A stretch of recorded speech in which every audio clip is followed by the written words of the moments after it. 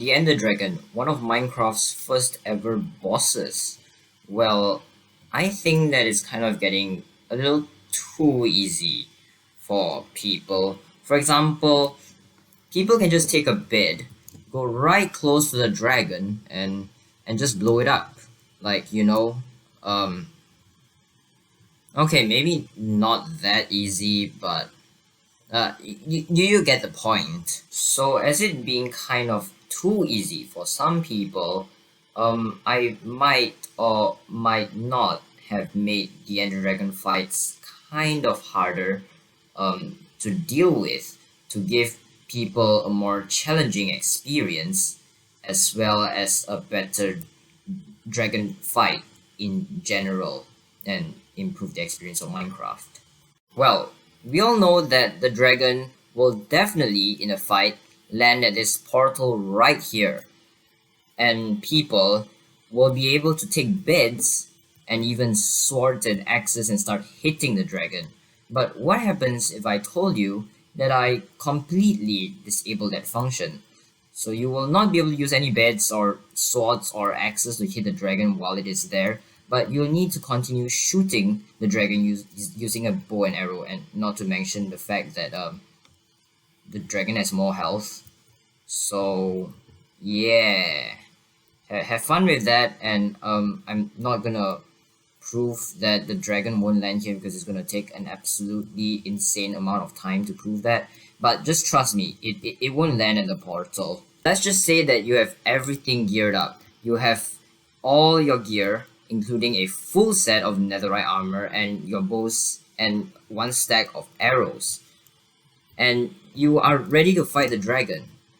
However, the dragon, other than the breath attack that he usually uses on you, there are four other different types of special attacks that a dragon can use on you. And the first one is a lightning attack. So if I can go ahead and wish me luck, my aiming is terrible. If I can hit the dragon, it should use a lightning attack on me. But my aiming is very bad. There. It uses in like, oh gosh, oh no no no. Okay, that wasn't that. Oh, come on. Alright, for the dragon's second attack, it's gonna do some explosives under your feet. So for example, if I can get my shots to coordinate properly, it will indeed explode the ground directly below you, and you'll destroy a bit of the ground. So remember to have your golden apples with you. And also, every time when you shoot the dragon, not every time, the dragon will have a slight chance to say something. And in this case, it's gonna say, "Don't make me turn on my hackline." There are indeed other quotes as well that the dragon will say every time you hit it, or it does a special attack. So yeah, that's the second attack. Alright, for the next dragon attack, this one is by far, for me, the most annoying one. So what will happen is that once you shoot the dragon, it will spawn a guard on you.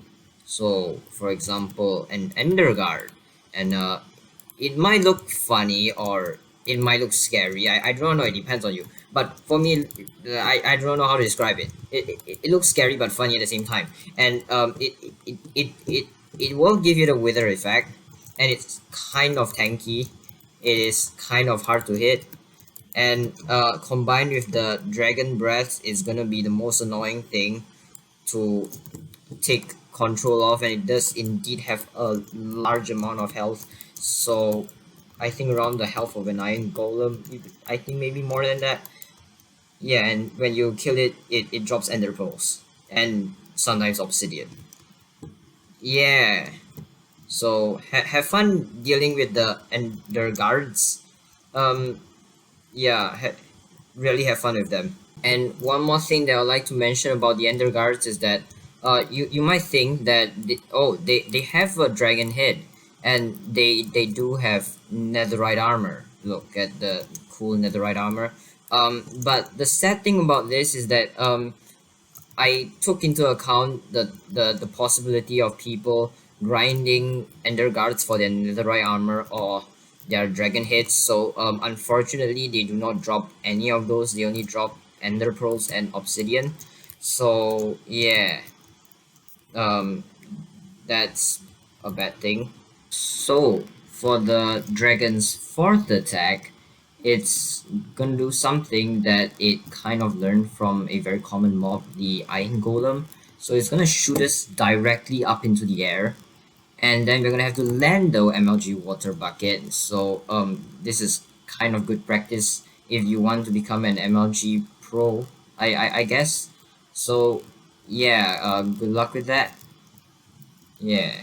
So this one's more like your special attack rather than the dragon's special attack. So for this case, you know that the dragon is kind of scary, you know, it has all those special attacks, its health is kind of buffed up, and it might seem kind of dangerous. So you do indeed have a special attack, which is when you hit the dragon, there is a slight chance your arrow will turn into a stun arrow, and that is when I try to hit the dragon. There we go. It will become a stun arrow, and it will stun the dragon.